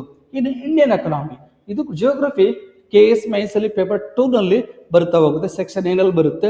ಇನ್ನು ಇಂಡಿಯನ್ ಎಕನಾಮಿ ಕೂಡ GS ಪೇಪರ್ 1 ನಲ್ಲಿ ಮೈನ್ಸ್ ಅಲ್ಲಿ ನಿಮಗೆ ಸೆಕ್ಷನ್ C ನಲ್ಲಿ ನಿಮಗೆ ಬರ್ತಾ ಹೋಗುತ್ತೆ. ಇಂಡಿಯನ್ ಎಕನಾಮಿ ಪ್ರಿಲಿಮ್ಸ್ ಅಲ್ಲಿ 10 to 12 ಕ್ವಶನ್ಸ್ ಕೇಳ್ಬಿಡ್ತಾನೆ. ಮೈನ್ಸ್ ಅಲ್ಲಿ nearly Indian economy, rural development ಮತ್ತೆ ಡೇಟಾ ಅನಾಲಿಸಿಸ್ ಮೇಲೆ ಓವರ್ ಆಗಿ 80 to 85 ಮಾರ್ಕ್ಸ್ ಅಲ್ಲಿ ಕ್ವಶನ್ಸ್ ಕೇಳ್ತಾನೆ. ಇದರಲ್ಲಿ ನಿಮಗೆ ಒಂದು 40% ಕ್ವಶನ್ಸ್ ಇಂಡಿಯನ್ ಎಕನಾಮಿ ಮೇಲೆ ಇರುತ್ತೆ, ರೂರಲ್ ಡೆವಲಪ್ಮೆಂಟ್ ಮೇಲೆ 40% ಇರುತ್ತೆ, ಇನ್ನೊಂದು 10% ಅಷ್ಟು ಡೇಟಾ ಅನಾಲಿಸಿಸ್ ಮೇಲೆ ಒಂದು ಕ್ವಶನ್ಸ್ ನಿಮಗೆ ಇಲ್ಲಿ ಕೊಟ್ಬಿಡ್ತಾನೆ ಮೈನ್ಸ್ ಅಲ್ಲಿ. ಹಾಗಾಗಿ ಇಂಡಿಯನ್ ಎಕನಾಮಿ ಕೂಡ ಪ್ರಿಲಿಮ್ಸ್ ಮೈನ್ಸ್ ಅಲ್ಲಿ ಓದಬೇಕು, ಪ್ರಾಕ್ಟೀಸ್ ಅನ್ನು ಮಾಡಬೇಕು, ವೆರಿ ಇಂಪಾರ್ಟೆಂಟ್ ಆಗುತ್ತೆ. ಇನ್ನು ಇಂಡಿಯನ್ ಕಾನ್ಸ್ಟಿಟ್ಯೂಷನ್ ನಿಮಗೆ KS ಪ್ರಿಲಿಮ್ಸ್ ಅಲ್ಲಿ ನಿಮಗೆ ಪೇಪರ್ 1 ನಲ್ಲಿ ಬರುತ್ತೆ, KS ಮೈನ್ಸ್ ಅಲ್ಲಿ ನಿಮಗೆ GS ಪೇಪರ್ 2 ನಲ್ಲಿ ಬರುತ್ತೆ. 80 to 85 ಮಾರ್ಕ್ಸ್ ಕಂಪಲ್ಸರಿ ಬರುತ್ತೆ ರೀ. ಇದು ವೆರಿ ವೆರಿ ಇಂಪಾರ್ಟೆಂಟ್. ನೋಡಿ, ನಿಮಗೆ history, geography, Indian economy, constitution ಇಷ್ಟು ಕವರ್ ಮಾಡಿದ್ರೆ ಅಂತ ಅನ್ಕೊಳ್ಳಿ, ಇದು KS ಅಲ್ಲೂ ಬರ್ತಿದೆ, ಮೈನ್ಸ್ ಅಲ್ಲೂ ಬರ್ತಿದೆ, ಪ್ರಿಲಿಮ್ಸ್ ಅಲ್ಲೂ ಕೂಡ ಬರ್ತಾ ಇದೆ. ಇವನ್ ಇಷ್ಟು ಸಬ್ಜೆಕ್ಟ್ ಕೂಡ UPSC ಅಲ್ಲೂ ಕೂಡ ಬರುತ್ತೆ. ಹಾಗಾಗಿ ನಾನು ಆಗ್ಲೇ ಹೇಳಿದೆ, KSಗೆ ಪ್ರಿಪೇರ್ ಆದರೆ ಪ್ರಾಪರ್ ಆಗಿ 70% UPSC ಕೂಡ ಪ್ರಿಪೇರ್ ಆದಾಗ ಆಗುತ್ತೆ ಅಂತ ಹೇಳಿದೆ ನಾನು. ಸೊ ಕ್ಲಿಯರ್, ಏನಕ್ಕೆ ಇಷ್ಟು ಸಬ್ಜೆಕ್ಟ್ ಕೂಡ ನಾವೆಲ್ಲ ನೋಡ್ತಾ ಹೋಗ್ತೇವೆ. So clear. ಇದ್ರ ಜೊತೆಗೆ ನ್ಯಾಷನಲ್ ಮತ್ತು ಇಂಟರ್ನ್ಯಾಷನಲ್ ಕರೆಂಟ್ ಅಫೇರ್ಸ್, ಇದು ಪ್ರಿಲಿಮ್ಸ್ ಕೂಡ ಬೇಕಾಗುತ್ತೆ, ಮೈನ್ಸ್ ಪಾಯಿಂಟ್ ಆಫ್ ವ್ಯೂ ಕೂಡ ಎಸ್ಸೆ ರೈಟಿಂಗ್ ಬರ್ತಾ ಇದೀವಿ, ಎಥಿಕ್ಸ್ ಕ್ವಶನ್ಸ್ಗೆ ಆನ್ಸರ್ ಮಾಡ್ತಿದ್ದೀವಿ, ಸೈನ್ಸ್ ಅಂಡ್ ಟೆಕ್ನಾಲಜಿ ಕ್ವಶನ್ಸ್ಗೆ ಆನ್ಸರ್ ಮಾಡ್ತಿದ್ದೀವಿ, ಇಲ್ಲೆಲ್ಲರೂ ಕೂಡ ಕರೆಂಟ್ ಅಫೇರ್ಸ್ ಬೇಕಾಗುತ್ತೆ. ಹಾಗಾಗಿ ನ್ಯಾಷನಲ್ ಇಂಟರ್ನ್ಯಾಷನಲ್ ಕರೆಂಟ್ ಅಫೇರ್ಸ್ ಇಲ್ಲಿ ವೆರಿ ಇಂಪಾರ್ಟೆಂಟ್ ಆಗುತ್ತೆ. ಇದು ಪ್ರಿಲಿಮ್ಸ್, KS ಮತ್ತೆ ಮೈನ್ಸ್ ಅಲ್ಲಿ ಎಸ್ಸೆ ರೈಟಿಂಗ್ ಅಲ್ಲಿ ಮತ್ತೆ GS 3 ನಲ್ಲಿ, GS 4 ಅಲ್ಲಿ ಇದು ನಿಮಗೆ ಹೆಲ್ಪ್ ಆಗುತ್ತೆ. ಓಕೆ, ಇನ್ನು ಪೇಪರ್ 2, ಈ ಪೇಪರ್ 2 ಅಲ್ಲಿ ಕೂಡ ಕರ್ನಾಟಕ ಎಕನಾಮಿ ಮತ್ತು ಕರ್ನಾಟಕ ಕರೆಂಟ್ ಅಫೇರ್ಸ್. ಈ Karnataka current affairs KS mains ಅಲ್ಲಿ ಒಂದು 40 to 40 ಕ್ವಶನ್ಸ್ ವರೆಗೂ ಬರುತ್ತೆ, ಕರ್ನಾಟಕ ಎಕನಾಮಿಕ್ಸ್ ಮತ್ತು ಕರ್ನಾಟಕ ಕರೆಂಟ್ ಅಫೇರ್ಸ್ ಇಂದ. ಅಟ್ ದಿ ಸೇಮ್ ಟೈಮ್ ಇವಾಗ ಇದೇ ಟಾಪಿಕ್ KS ಮೈನ್ಸ್ ಅಲ್ಲಿ ಎಸ್ಸೆ ರೈಟಿಂಗ್ ಅಲ್ಲಿ ಬರೋ ಸಾಧ್ಯತೆನೂ ಕೂಡ ಇರುತ್ತೆ. ಹಾಗಾಗಿ ಪ್ರಿಲಿಮ್ಸ್ ಮೈನ್ಸ್ ಅಲ್ಲಿ ಉದಾಹರಣೆ ಕರ್ನಾಟಕ ಎಕನಾಮಿಕ್ ಸರ್ವೆ ಕವರ್ ಮಾಡ್ಕೊಂಡ್ರೆ ನಿಮಗೆ ಯಾವುದೇ ರೀತಿಯಲ್ಲಿ ಲೋಕಲ್ ಇಶ್ಯೂಸ್ ಮೇಲೆ, ಸ್ಥಳೀಯ ವಿಷಯಗಳ ಮೇಲೆ ಎಸ್ಸೆ ರೈಟಿಂಗ್ ಕೇಳಿದಾಗ ಇಲ್ಲಿ ಆನ್ಸರ್ ಅನ್ನು ಮಾಡುವುದು ಮೈನ್ಸ್ ಅಲ್ಲಿ. ಹಾಗಾಗಿ ಇದು ಇಂಪಾರ್ಟೆಂಟ್ ಆಗ್ತಾ ಬರುತ್ತೆ, ಪ್ರಿಲಿಮ್ಸ್ ಅಲ್ಲಿ ಕೂಡ ಬರುತ್ತೆ, ಇದು ಮೈನ್ಸ್ ಅಲ್ಲೂ ಕೂಡ ಬರುತ್ತೆ. ನೆಕ್ಸ್ಟ್ ಸೈನ್ಸ್ ಅಲ್ಲಿ biology, physics, chemistry, EVS and technology ಇಷ್ಟು ಕೂಡ ಓದಬೇಕಾಗುತ್ತೆ. Biology very important. Biology prelims ಅಲ್ಲೂ ಕೂಡ ಬರುತ್ತೆ, ಮೈನ್ಸ್ ಅಲ್ಲೂ ಕೂಡ GS 3 ನಲ್ಲಿ ಬರುತ್ತೆ. ಇನ್ನು ಫಿಸಿಕ್ಸ್, ಕೆಮಿಸ್ಟ್ರಿ ನಿಮಗೆ ಮೈನ್ಸ್ ಅಲ್ಲಿ ಬರುವುದಿಲ್ಲ, ಬಟ್ ಆದ್ರೆ ಕೆಮಿಸ್ಟ್ರಿ, ಫಿಸಿಕ್ಸ್ ಎರಡು ಕೂಡ ಪ್ರಿಲಿಮ್ಸ್ ಅಲ್ಲಿ ಬರುತ್ತೆ. ಅಲ್ಲಿ ಮೈನ್ಸ್ ಅಲ್ಲಿ ಟೆಕ್ನಾಲಜಿ ನಾವು ಇಲ್ಲಿ ಓದ್ತಾ ಹೋಗ್ತೀವಿ. So clear. EVS ಪ್ರಿಲಿಮ್ಸ್ ಅಲ್ಲೂ ಕೂಡ ಬರುತ್ತೆ, ಮೈನ್ಸ್ ಅಲ್ಲೂ ಬರುತ್ತೆ. ನಿಮಗೆ ಟೆಕ್ನಾಲಜಿ ಪ್ರಿಲಿಮ್ಸ್ ಮೈನ್ಸ್ ಓದಬೇಕು, ತಂತ್ರಜ್ಞಾನವನ್ನ ಪ್ರಿಲಿಮ್ಸ್ ಮೈನ್ಸ್ ಓದಬೇಕು, EVS ಮತ್ತೆ ಯಾವುದು ಪರಿಸರ ಅಧ್ಯಯನವನ್ನ ಪ್ರಿಲಿಮ್ಸ್ ಮೈನ್ಸ್ ಓದಬೇಕು, ಎರಡು ಕೂಡ ಓದಬೇಕು. ಅಲ್ಲಿ 80 to 85 ಮಾರ್ಕ್ಸ್ ನಿಯರ್ಲಿ ಟೆಕ್ನಾಲಜಿ ಮೇಲೆ ಮೈನ್ಸ್ ಅಲ್ಲಿ 80 to 85 ಮಾರ್ಕ್ಸ್ ಬಂದ್ಬಿಡುತ್ತೆ. EVS ಇದನ್ನು ಕೂಡ 80 to 85 ಮಾರ್ಕ್ಸ್ ಬಂದ್ಬಿಡುತ್ತೆ. ಇನ್ನು ಬಯಾಲಜಿ ಆಗ್ಬೋದು, ಅಗ್ರಿಕಲ್ಚರ್ ಸೈನ್ಸ್ ಆಗ್ಬೋದು, ಮೆಡಿಕಲ್ ಸೈನ್ಸ್ ಆಗ್ಬೋದು, ಇವೆಲ್ಲವೂ ಕೂಡ GS 3 ನಲ್ಲಿ ಬರುವಂಥದ್ದು. ಇಲ್ಲಿ ಬಯಾಲಜಿಯಲ್ಲಿ ಕವರ್ ಮಾಡಿರ್ತೀವಿ, ನಿಮಗೆ ನ್ಯಾಚುರಲ್ ಸೈನ್ಸ್ ಅಂತ ಕೊಟ್ಟಿರ್ತಾನೆ, ನಿಮಗೆ ಅವೆಲ್ಲನೂ ಕೂಡ ಇಲ್ಲಿ ಕವರ್ ಮಾಡ್ಕೊಂಡಿರ್ತೀವಿ. ಇಷ್ಟು ಕೂಡ ನಿಮಗೆ ಹೆಲ್ಪ್ ಆಗುತ್ತೆ. So clear. ಹಾಗಾಗಿ ಸೈನ್ಸ್ ಕೂಡ ಫಿಸಿಕ್ಸ್, ಕೆಮಿಸ್ಟ್ರಿ ಬಿಟ್ಟು ಬಯಾಲಜಿ ಮತ್ತೆ ಯಾವುದು EVS, ಟೆಕ್ನಾಲಜಿನ ಪ್ರಿಲಿಮ್ಸ್ ಮೈನ್ಸ್ ಓದಿದ್ರೆ ಇದರಲ್ಲಿ ನಿಯರ್ಲಿ ಇಲ್ಲೇ ನಿಮಗೆ 200 ಮಾರ್ಕ್ಸ್ ವರೆಗೆ, 200 ಮಾರ್ಕ್ಸ್ ವರೆಗೆ ಮೈನ್ಸ್ ಸಿಗ್ಬಿಡುತ್ತೆ. ಉಳಿದಂತೆ ಎಕ್ಸ್ಟ್ರಾ ಇರುವಂತದ್ದು ಡಿಸಾಸ್ಟರ್ ಮ್ಯಾನೇಜ್ಮೆಂಟ್ ಆಗ್ಬೋದು, ಅಗ್ರಿಕಲ್ಚರ್ ಸೈನ್ಸ್ ಆಗ್ಬೋದು, ಇದನ್ನ ಅಡಿಷನಲ್ ಆಗಿ ಮೈನ್ಸ್ ಮೇಲೆ ಕೂಡ ಫೋಕಸ್ ಮಾಡ್ಕೊಂಡ್ರೆ ಸಾಕಾಗುತ್ತೆ. GS 3 ಒಳ್ಳೆ ಸ್ಕೋರ್ ನಾವಿಲ್ಲಿ ಮಾಡೋದಕ್ಕಾಗುತ್ತೆ. ಇನ್ನು ಅದನ್ನು ಬಿಟ್ಟರೆ ಮೆಂಟಲ್ ಎಬಿಲಿಟಿ ಬರುತ್ತೆ. ಇದು ಕೂಡ ಮೆಂಟಲ್ ಎಬಿಲಿಟಿಯಲ್ಲಿ ನೋಡಿ ನಿಮಗೆ ಒಂದು ರೀಸನಿಂಗ್ ಇರುತ್ತೆ, ಇನ್ನೊಂದು ಆಪ್ಟಿಟ್ಯೂಡ್ ಇರುತ್ತೆ. ಸೊ ಇಲ್ಲಿ ಡೇಟಾ ಅನಾಲಿಸಿಸ್ ಅನ್ನೋ ಚಾಪ್ಟರ್ಸ್ ಅಲ್ಲಿ ಇವೆಲ್ಲವನ್ನೂ ಕೂಡ ಸಾಮಾನ್ಯವಾಗಿ GS ಪೇಪರ್ 1 ನಲ್ಲಿ ಸೆಕ್ಷನ್ C ನಲ್ಲಿ ಕೊನೆಯ ಚಾಪ್ಟರ್ ಆಗಿ ಇದನ್ನು ಕೊಟ್ಟಿದ್ದಾನೆ. ಇದು ಪ್ರಿಲಿಮ್ಸ್ ಅಲ್ಲೂ ಕೂಡ ಬರುತ್ತೆ, ನಿಮಗೆ ಒಂದು ಕ್ವಶನ್ಸ್ ನಿಮಗೆ ಮೈನ್ಸ್ ಅಲ್ಲೂ ಕೂಡ ಬರುತ್ತೆ. So clear. ಡೇಟಾ ಇಂಟರ್ಪ್ರಿಟೇಷನ್ ಮೇಲೆ ಕ್ವಶನ್ಸ್ ಇರುತ್ತೆ ಮೈನ್ಸ್ ಅಲ್ಲಿ. ಸೊ ಹಾಗಾಗಿ ಸಾಮಾನ್ಯವಾಗಿ ನೀವು ಇದರ ಎರಡನ್ನೂ ಕೂಡ ಪ್ರಿಲಿಮ್ಸ್ ಅಲ್ಲಿ ಬರೋ ಪೇಪರ್ 1 ಮತ್ತು ಪೇಪರ್ 2 ನ ಮೈನ್ಸ್ ಪಾಯಿಂಟ್ ಆಫ್ ವ್ಯೂ ಇಂದ, ಪ್ರಿಲಿಮ್ಸ್ ಪಾಯಿಂಟ್ ಆಫ್ ವ್ಯೂ ಇಂದ ಎರಡರನ್ನು ಕಲ್ತ್ಕೊಳ್ತು ಅಂದ್ರೆ ನಿಮಗೆ ಬಹುತೇಕ ಇದು ಹೆಲ್ಪ್ ಆಗುತ್ತೆ. So clear. ಹಾಗಿದ್ರೆ GS 1, GS 2, GS 3 ಮತ್ತು GS 4 ಏನೇನು ಬರುತ್ತೆ ನೋಡೋಣ. ಟೆಕ್ಸ್ಟ್ ಬುಕ್ ಬರುತ್ತೆ, ಓದಬೇಕಾಗುತ್ತೆ ಕೂಡ, ಅದರಲ್ಲಿ ನೋಡೋಣ. ಇಷ್ಟು ಕೂಡ ಪ್ರಿಲಿಮ್ಸ್ ಮತ್ತೆ ನಮ್ಮ ಪ್ರಿಲಿಮ್ಸ್ಗೆ ಮತ್ತೆ ಮೇನ್ಸಲ್ಲಿ ಓದುವಂಥ ಸಬ್ಜೆಕ್ಟ್ಗಳು. ಪ್ರಿಲಿಮ್ಸನ್ನು ಮೇನ್ಸ್ ಜೊತೆ ಕಂಪೇರ್ ಮಾಡಿ ನಾವಿಲ್ಲಿ ಓದ್ಬೋದು. ಓದುವ ಕ್ರಮದ ಬಗ್ಗೆ ಡೈರೆಕ್ಟಾಗಿ ಮೀಟ್ ಮಾಡಿ ಎಕ್ಸ್ಪ್ಲೇನ್ ಮಾಡಿಕೊಡ್ತೀವಿ. ಅದಕ್ಕೂ ಸಪ್ರೇಟ್ ವಿಡಿಯೋ ಇದೆ, ಬೇಕಿದ್ರೆ ಕೂಡ ಕಾಂಟ್ಯಾಕ್ಟ್ ಮಾಡಿ ಅದನ್ನು ತಗೋಬೋದು ನೀವು ಇಲ್ಲಿ. ಇನ್ನು NCC ಕಡೆಯಿಂದ KS ಪ್ರಿಲಿಮ್ಸ್ ಮೇನ್ಸ್ ಹೊಸ ಬ್ಯಾಚ್ ಅನ್ನು ಸ್ಟಾರ್ಟ್ ಮಾಡ್ತಿದ್ದೀವಿ. ಈ ಬ್ಯಾಚ್ 10 ತಿಂಗಳಿಂದ 12 ತಿಂಗಳು, ಅಂದ್ರೆ 10 ರಿಂದ 12 ತಿಂಗಳ ಕಾಲ ಇದು ಕ್ಲಾಸ್ ನಡೀತಾ ಬರುತ್ತೆ. ಪ್ರಿಲಿಮ್ಸ್ ಮತ್ತು ಮೇನ್ಸ್ ಎರಡನ್ನೂ ಕೂಡ ಕವರ್ ಮಾಡ್ತೀವಿ. ಜನರಲ್ ಕ್ಲಾಸ್ ಮಾಡ್ತಾ ಹೋಗಲ್ಲ, ಇದ್ರ ಜೊತೆಗೆ ಮೇನ್ಸ್ ಪ್ರಾಕ್ಟೀಸ್ ಇರುತ್ತೆ, ಪ್ರಿಲಿಮ್ಸ್ ಪ್ರಾಕ್ಟೀಸ್ ಇರುತ್ತೆ, ಮೇನ್ಸ್ ಕ್ವಶನ್ಸ್ಗಳನ್ನ ಪ್ರಾಕ್ಟೀಸ್ ಮಾಡಿಸ್ತೀವಿ, ಪ್ರಿಲಿಮ್ಸ್ ಕ್ವಶನ್ಸ್ಗಳನ್ನ ಪ್ರಾಕ್ಟೀಸ್ ಮಾಡ್ತೀವಿ. ಇಲ್ಲೇ ಬಂತು ಅಂದರೆ 1 to 1 ಕೂಡ ಸಿಗುತ್ತೆ. ವರ್ಕಿಂಗ್ ಮಾಡ್ತಾ ಇದ್ದೀವಿ, ನೀವು ಯಾವಾಗ ಬೇಕಾದ್ರೂ ಕೂಡ ಫ್ರೀ ಇರೋ ಟೈಮಲ್ಲಿ ಕ್ಲಾಸ್ ನೋಡ್ಕೊಳ್ತೀವಿ ಅನ್ನೋರಿಗೆ ರೆಕಾರ್ಡ್ ಕ್ಲಾಸ್ ಕೂಡ ಪ್ರೊವೈಡ್ ಮಾಡ್ತೀವಿ ಫಿಲಿಮ್ಸ್ ಮತ್ತು ಮೇನ್ಸ್ಗೆ ಸಂಬಂಧಪಟ್ಟಂತೆ. ಅದು ಬೇರೆ ಯಾವುದೇ ಎಕ್ಸಾಮ್ ಕೂಡ ಬರೀಬೇಕು ಅಂತಿದ್ರೆ ಅದು ಕೂಡ ರೆಕಾರ್ಡ್ ಕ್ಲಾಸ್ ಸಿಗುತ್ತೆ ನಿಮಗೆ. ಅದು ಗೃಹಿಣಿಗಳಾಗಿದ್ರು ಕೂಡ ಪರವಾಗಿಲ್ಲ. ಲೈವ್ ಕ್ಲಾಸ್ ಬೇಕು, ನಾವು ಇಲ್ಲಿ ಬರೋಕ್ಕಾಗಲ್ಲ ಅಂದರೆ ಎವ್ರಿಡೇ 10 o'clock ಹಂಗೆ ಲೈವ್ ಕ್ಲಾಸ್ ಇರುತ್ತೆ, ಅದನ್ನು ಕೂಡ ತೊಗೋಬೋದು. ಹಾಗಾಗಿ ಪ್ರಿಲಿಮ್ಸ್ ಮತ್ತು ಮೇನ್ಸ್ ಪಾಯಿಂಟ್ ಆಫ್ ವ್ಯೂಯಿಂದ ಒಂದು ಹೊಸ ಬ್ಯಾಚನ್ನು ಸ್ಟಾರ್ಟ್ ಮಾಡ್ತಿದ್ದೀವಿ. ಯಾರಿಗೆ ಇಂಟ್ರೆಸ್ಟ್ ಇದೆಯೋ ಅವರು ಜಾಯ್ನ್ ಆಗ್ಬೋದು. 10% ಡಿಸ್ಕೌಂಟ್ ಕೂಡ ಇರುತ್ತೆ, ಯಾರು ಬೇಗ ಅವರು ಜಾಯ್ನ್ ಆಗ್ತಾರೋ ಅವರಿಗೆ. So clear. ಇದಾದ್ಮೇಲೆ ನೆಕ್ಸ್ಟ್ ನೋಡಿ, ಮೈನ್ಸ್ ಪಾಯಿಂಟ್ ಆಫ್ ವ್ಯೂ ನೋಡೋದಾದ್ರೆ ಮೈನ್ಸ್ ಯಾವ ಸಿಲೆಬಸ್ ಬರುತ್ತೆ ನೋಡಿ.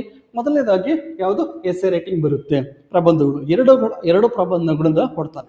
So clear. ಮೊದಲನೇದು ಯಾವುದು, ರಾಷ್ಟ್ರೀಯ ಮತ್ತು ಅಂತಾರಾಷ್ಟ್ರೀಯ ಮಹತ್ವದ ವಿಷಯಗಳು.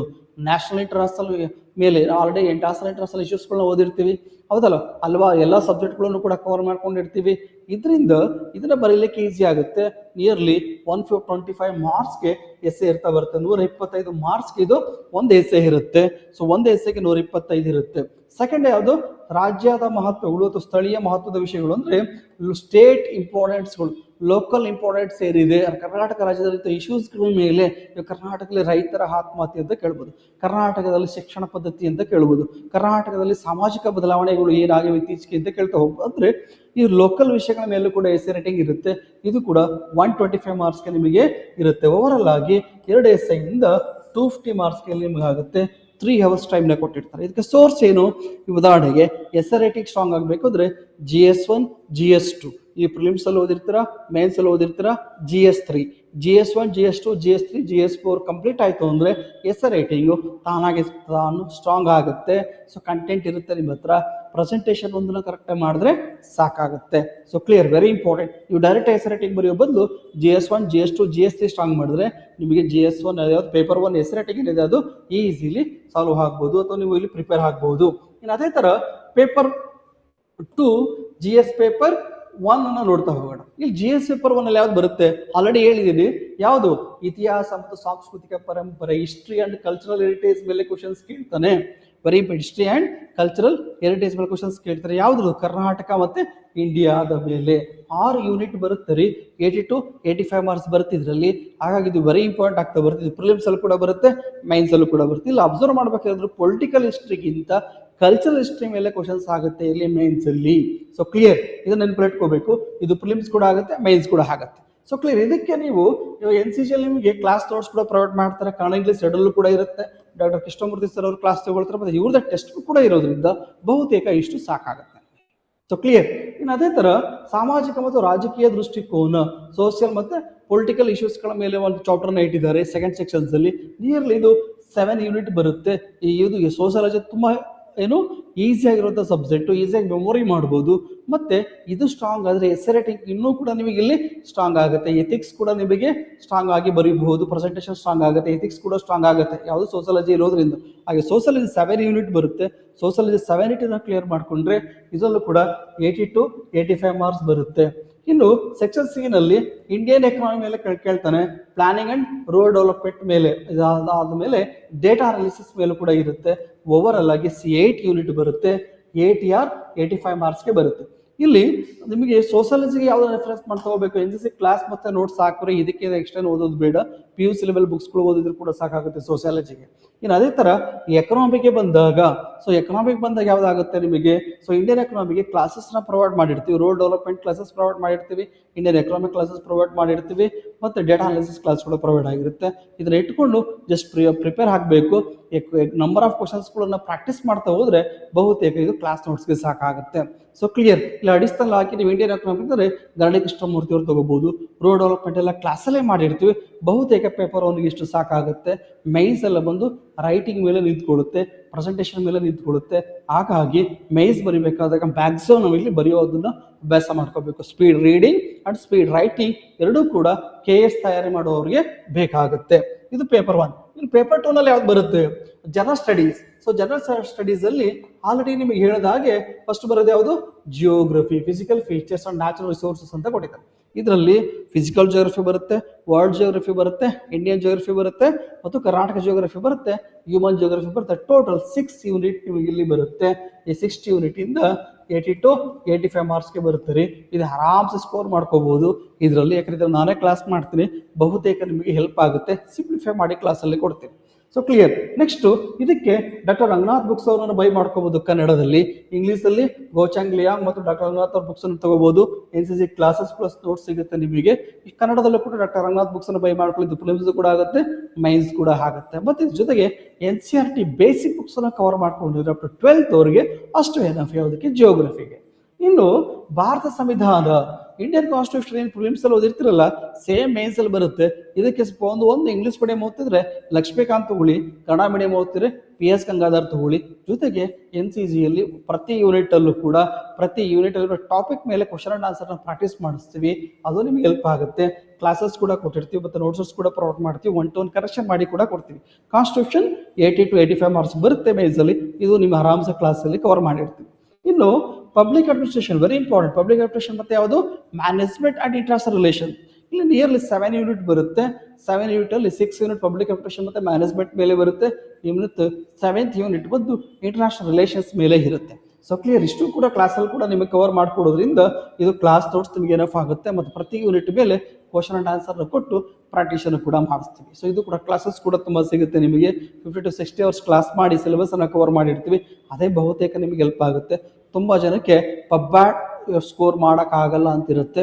ನೀವು ಪ್ರಾಕ್ಟೀಸ್ ಮಾಡೋದ್ರಿಂದ NCC ಕ್ಲಾಸನ್ನು ನೀವು ಜಾಯ್ನ್ ಆಗಿತ್ತು ಅಂದರೆ ನಾವು 1 to 1 ಕೂಡ ಮಾಡ್ಕೊಡ್ತೀವಿ. ಇಲ್ಲಿ ಫಾರ್ ಎಕ್ಸಾಂಪಲ್ ನಾವು ಬೇರೆ ಕಡೆ ಎಲ್ಲ ಓದಿದ್ದೀವಿ, ಬರೀ ಪಬ್ಲಿಕ್ ಅಡ್ಮಿನಿಸ್ಟ್ರೇಷನ್ ಒಂದೇ ಕ್ಲಾಸ್ ಬೇಕು ತಗೋಬಹುದು NCCಯಲ್ಲಿ. ಅದು ಸೋಷಿಯಾಲಜಿ ಒಂದೇ ಬೇಕು ತಗೋಬಹುದು, ಅಲ್ಲಿ SLRT ಒಂದೇ ಬೇಕು ತಗೋಬಹುದು. ಈ ಥರ ನಿಮಗೆ ಯಾವ ಸಬ್ಜೆಕ್ಟ್ ಬೇಕು ಅಂದರೆ ಇಂಡಿವಿಜುವಲ್ ಕೂಡ ನೀವು ಪ್ರೊವೈಡ್ ಮಾಡ್ತೀವಿ. ಯಾರು ಬೇಕಿರೋ ಕೂಡ ಇದನ್ನು ತಗೋಬಹುದು. So clear. ಮತ್ತು ಕನ್ನಡದಲ್ಲಂತ ಟೆಕ್ಸ್ಟ್ ಬುಕ್ ಓದಬೇಕು, ಆಲಪ್ಪ ಅಂತ ಬುಕ್ ಸಿಗುತ್ತೆ. NCC ಕ್ಲಾಸ್ ಮತ್ತು ನೋಟ್ಸನ್ನು ಕರೆಕ್ಟ್ ಮಾಡ್ಕೊಳ್ಳಿ, ಇದು ಕೂಡ ನಿಮ್ಗೆ ಹೆಲ್ಪ್ ಆಗುತ್ತೆ. ಇನ್ನು GS3 ವೆರಿ ಇಂಪಾರ್ಟೆಂಟ್. ಇದರಲ್ಲಿ ಬಂದು GS3 ಬಂದಾಗ ನಿಮಗೆ ತಂತ್ರಜ್ಞಾನ, ವಿಜ್ಞಾನ ಮತ್ತು ತಂತ್ರಜ್ಞಾನ ಯಾವುದು? ಸೈನ್ಸ್ ಅಂಡ್ ಟೆಕ್ನಾಲಜಿಯ ಮೇಲೆ ಕ್ವಶನ್ಸ್ ಆಗುತ್ತೆ ರೀ. Very important. ನಿಮಗೆ ಅಪ್ಲಿಕೇಶನ್ ಲೆವೆಲ್ ಇರೋದಿಲ್ಲ. ಸೈನ್ಸ್ ಅಂಡ್ ಟೆಕ್ನಾಲಜಿ ಪ್ರಿಲಿಮ್ಸ್ ಅಲ್ಲೂ ಕೂಡ ಬರುತ್ತೆ, ಮೈನ್ಸ್ ಅಲ್ಲೂ ಕೂಡ ಬರುತ್ತೆ. ತುಂಬಾ ಡೆಪ್ತ್ ಆಗಿ ತಿಳ್ಕೊಳ್ಳೋಂಥ ಅವಶ್ಯಕತೆ ಇಲ್ಲ. ಉದಾಹರಣೆಗೆ ಭಾರತದ ಆರ್ಥಿಕತೆಗೆ ಇಸ್ರೋ ಕೊಡುಗೆ ಏನು ಅಂತ ಕೇಳ್ಬೋದು, ಟೆಕ್ನಾಲಜಿಯ ಕೊಡುಗೆ ಏನು ಅಂತ ಕೇಳ್ಬೋದು. ಅಂದರೆ ನಿಮಗೆ ಸೊಸೈಟಿ ಮತ್ತು ಟೆಕ್ನಾಲಜಿ ಇವೆರಡರ ನಡುವೆ ಸಂಬಂಧ ಬೆಳೆಸಿ ಮತ್ತು ಇದಕ್ಕೆ ಎಕನಾಮಿಯನ್ನು ಕೂಡ ಕನೆಕ್ಟ್ ಮಾಡಿಕೊಂಡು ಕ್ವಶನ್ಸ್ಗಳು ರೈಸ್ ಮಾಡ್ತಾ ಬರುತ್ತೆ. ಹಾಗಾಗಿ ಕ್ವಶನ್ಸ್ಗೆ ಆನ್ಸರ್ ಮಾಡೋದು ಈಸಿ ಇರುತ್ತೆ. ಆ ಕಾನ್ಸೆಪ್ಟ್ಗಳು ಕ್ಲಿಯರ್ ಮಾಡ್ಕೋಬೇಕಾಗುತ್ತೆ. ಈ ಡಿಜಿಟಲ್ ಡಿವೈಡ್ ಅಂದರೆ ಏನು ಅಂತ ಕೇಳ್ತಾರೆ. ಈ ರೀತಿಯಲ್ಲಿ ನಿಮಗೆ ಕ್ವಶನ್ಸ್ಗಳು ಆಗ್ತಾ ಬರ್ತವೆ. ಇದು ಕೂಡ 80 to 85 ಮಾರ್ಕ್ಸ್ಗೆ ಕ್ವಶನ್ಸ್ ಕೇಳ್ತಾನೆ. ಇನ್ನು ವೆರಿ ಇಂಪಾರ್ಟೆಂಟ್ ನ್ಯಾಚುರಲ್ ಸೈನ್ಸ್ ಮೇಲೆ, ಅಗ್ರಿಕಲ್ಚರ್ ಸೈನ್ಸ್ ಮೇಲೆ, ಹೆಲ್ತ್ ಅಂಡ್ ಮತ್ತು ಹೈಜೀನ್ ಮೇಲೆ, ಲೈಫ್ ಸೈನ್ಸ್ ಮೇಲೆ ಕ್ವಶನ್ಸ್ ಆಗುತ್ತೆ. ಇದು ಕೂಡ ಈಸಿ ಇರುವಂಥದ್ದು. ಯಾಕಂದ್ರೆ ಲೈಫ್ ಸೈನ್ಸನ್ನು ಅದರಲ್ಲೂ ಕೂಡ ನಮಗೆ ಬೇಸಿಕಲಿ ಬರುವಂಥ ಬಯಾಲಜಿಯಲ್ಲೇ ಸುಮಾರು ಕವರ್ ಮಾಡ್ಕೊಂಡಿರ್ತೀವಿ. ಅಗ್ರಿಕಲ್ಚರ್ ಸೈನ್ಸ್ ಮತ್ತು ಲೈಫ್ ಸೈನ್ಸ್ ಆಗ್ಬೋದು, ಹೆಲ್ತ್ ಅಂಡ್ ಹೈಜೀನ್ ಎಕ್ಸ್ಟ್ರಾ ವಿಷಯಸ್ಗಳನ್ನು ನಾವಿಲ್ಲಿ ಕವರ್ ಮಾಡ್ತೀವಿ ಮೈನ್ಸ್ ಪಾಯಿಂಟ್ ಆಫ್ ವ್ಯೂಯಿಂದ. ಇದರಲ್ಲೂ ಕೂಡ 80 to 85 ಮಾರ್ಕ್ಸ್ಗೆ ಬರುತ್ತೆ. So clear. Next EVS environment ಮತ್ತು ಎಕಾಲಜಿ ಮೇಲೆ 6 ಯೂನಿಟ್ ಇರುತ್ತೆ. ಇದು ಕೂಡ ಪ್ರಿಲಿಮ್ಸ್ ಅಲ್ಲಿ ಕೂಡ ಬರುತ್ತೆ, ಮೈನ್ಸ್ ಅಲ್ಲಿ ಕೂಡ ಬರುತ್ತೆ. ಟೆಕ್ನಾಲಜಿ ಪ್ರಿಲಿಮ್ಸ್ ಅಲ್ಲಿ ಕೂಡ ಬರುತ್ತೆ, ಮೈನ್ಸ್ ಅಲ್ಲೂ ಕೂಡ ಬರುತ್ತೆ. So clear. ಹಾಗಾಗಿ ಜೀವ ವಿಜ್ಞಾನ ಪ್ರಿಲಿಮ್ಸ್ ಅಲ್ಲಿ ಕೂಡ ಬರುತ್ತೆ, ಮೈನ್ಸ್ ಅಲ್ಲೂ ಕೂಡ ಬರುತ್ತೆ. ಸೊ ಹಾಗಾಗಿ ನಾನು ಹೇಳ್ತಾ ಹೋಗ್ತಿದ್ರೆ ಪ್ರಿಲಿಮ್ಸ್ ಮೈನ್ಸ್ಗೆ ಇದು ಹೆಲ್ಪ್ ಆಗುತ್ತೆ. ಪ್ರತಿ ಇಯರ್ ಕೂಡ 80 to 85 ಮಾರ್ಕ್ಸ್ಗೆ ಬರುತ್ತೆ. ಇಲ್ಲಿ ಹಾಗಿದ್ರೆ ಟೆಕ್ನಾಲಜಿಗೆ ಯಾವುದನ್ನು ತಗೋಬಹುದು ನಾವಿಲ್ಲಿ. ಸೊ ಟೆಕ್ನಾಲಜಿ ತಗೊಳ್ತಿದ್ದೀರಾ NCC ಕ್ಲಾಸ್ ನೋಟ್ಸ್ನ ತಗೊಳ್ಳಿ, NCC ಕ್ಲಾಸಸ್ನ ತಗೊಳ್ಳಿ, ಅಥವಾ ಟೆಕ್ನಾಲಜಿಗೆ ಯಾವ್ದಾದ್ರು ಬುಕ್ಸನ್ನು ಬೈ ಮಾಡ್ಕೊಳ್ಬೋದು. ಕನ್ನಡ ಮೀಡಿಯಂ ಓದ್ತಿದ್ದೀರಾ, ನಿಮಗೆ ವಿನೋದ್ ಕುಮಾರ್ ಚವ್ಹಾಣ್ ಬುಕ್ ಸಿಗುತ್ತೆ ನಿಮಗೆ ಟೆಕ್ನಾಲಜಿಗೆ. ಪ್ಲಸ್ ಕರೆಂಟ್ ಅಫೇರ್ಸ್ ಎಲ್ಲ ಅಪ್ಡೇಟ್ ಆಗಬೇಕಾಗುತ್ತೆ. So clear. ಅದೇ ಥರ EVS ಹೋಗ್ತಿದ್ರೆ ವಿನೋದ್ ಕುಮಾರ್ ಚವ್ಹಾಣ್ ತಗೊಳ್ಳಿ ನೀವು ಇಲ್ಲಿ. ಅದು ಟೆಕ್ನಾಲಜಿ ಕೂಡ ಹೆಲ್ಪ್ ಆಗುತ್ತೆ. ಅದೇ ಥರ EVS ಕೂಡ ನಿಮಗೆ ಇಲ್ಲಿ ಹೆಲ್ಪ್ ಆಗುತ್ತೆ. ಸೊ ನಿಮ್ಗೆ ಕ್ಲಿಯರ್. Very important. ನಿಮಗೆ EVS ಅಲ್ಲಿ ಇಂಗ್ಲೀಷ್ ಮೀಡಿಯಂ ತಗೋಬೇಕಾ, ಶಂಕರ AS ಅವ್ರು ತಗೊಳ್ಳಿ. ಟೆಕ್ನಾಲಜಿಗೆ ಸ್ಪೆಕ್ಟ್ರಮ್ ಅವ್ರನ್ನ ತಗೊಳ್ಳಿ. ಸೊ ರಿಮೈನಿಂಗ್ ಎಷ್ಟು ಏನಿದೆ, ಡಿಸಾಸ್ಟರ್ ಮ್ಯಾನೇಜ್ಮೆಂಟ್ ಆಗ್ಬೋದು, ಅಗ್ರಿಕಲ್ಚರ್ ಸೈನ್ಸ್ ಆಗ್ಬೋದು, ಇದು ಕ್ಲಾಸಲ್ಲೇ ನೋಟ್ಸ್ ಪ್ರೊವೈಡ್ ಮಾಡ್ತೀವಿ, ಅಷ್ಟು ಸಾಕಾಗುತ್ತೆ. GS3 ಸ್ಟ್ರಾಂಗ್ ಆಯಿತು ಅಂತ ಹೇಳಿದ್ರೆ, GH1 ಸ್ಟ್ರಾಂಗ್ ಆಯಿತು ಅಂದರೆ, GS1 ಸ್ಟ್ರಾಂಗ್ ಆಯಿತು, GS2 ಸ್ಟ್ರಾಂಗ್ ಆಯಿತು, GS3 ಸ್ಟ್ರಾಂಗ್ ಆಯಿತು ಅಂದರೆ essay writing obviously strong ಆಗಿಬಿಡುತ್ತೆ. So essay writing strong ಆಗಬೇಕು, ಚೆನ್ನಾಗಿ ಪ್ರೆಸೆಂಟೇಷನ್ ಆಗಬೇಕು ಅಂದರೆ GS1, GS2, GS3 ಮೂರು ಕೂಡ ಸ್ಟ್ರಾಂಗ್ ಆಗಿರಬೇಕು. So clear. ಇದಾದಮೇಲೆ ತುಂಬ ಇಂಪಾರ್ಟೆಂಟ್, ನೀವು ಬೇಗನೆ ಸಿಲೆಬಸ್, ತುಂಬ ಕಡಿಮೆ ಸಿಲೆಬಸ್ ಇರುತ್ತೆ, ಬಟ್ ನನಗೆ 250 ಮಾರ್ಕ್ಸ್ ಇದೆ ರೀ. ಯಾಕೆ? ಇದು GS4 ಅಲ್ಲಿ ethics, integrity and aptitude. So ಇದರಲ್ಲಿ ಓವರ್ ಆಲ್ 250 ಮಾರ್ಕ್ಸ್ ಇರುತ್ತೆ. ಬಟ್ ಇಲ್ಲಿ ಒಂದು ಟೆಕ್ನಿಕ್ ಇರುತ್ತೆ, ನಾವೇನು ಮಾಡ್ತೀವಿ, ಎಥಿಕ್ಸ್ನ ಸಪ್ರೇಟಾಗಿ ಓದಕ್ಕೆ ಹೋಗ್ತೀವಿ, ಅದಕ್ಕೆ ಸ್ಕೋರ್ ಮಾಡೋಕ್ಕಾಗಲ್ಲ. ಅದಕ್ಕೆ ನಾವೇನು ಮಾಡಬೇಕು, ಫಸ್ಟು ಸೋಸಿಯಾಲಜಿ, ಇದಾದಮೇಲೆ ಪಬ್ಲಿಕ್ ಅಡ್ಮಿನಿಸ್ಟ್ರೇಷನ್, ಇದಾದಮೇಲೆ Indian constitution. Sociology, public administration, Indian constitution, ಈ ಮೂರು ಸಬ್ಜೆಕ್ಟ್ ಕಂಪ್ಲೀಟ್ ಆದಮೇಲೆ ಎಥಿಕ್ಸ್ನ ಓದಿದ್ರೆ ಎಥಿಕ್ಸಲ್ಲಿ ನಿಮಗೆ ಪ್ರೆಸೆಂಟೇಷನ್ ಈಸಿ ಆಗುತ್ತೆ. ಸೋಷಿಯಾಲಜಿಯಲ್ಲಿ ಸುಮಾರು ಥಿಂಕರ್ಸ್ಗಳನ್ನ ನೋಡಿರ್ತೀವಿ, ಕಾರ್ಲ್ ಮಾರ್ಕ್ಸ್ ಬಗ್ಗೆ ನೋಡಿರ್ತೀವಿ, ಸಾಮಾಜಿಕ ಸುಧಾರಣೆಗಳ ಬಗ್ಗೆ ನೋಡಿರ್ತೀವಿ, ಅವೆಲ್ಲವನ್ನು ಇಲ್ಲಿ ಅಪ್ಲೈ ಮಾಡ್ಬೋದು.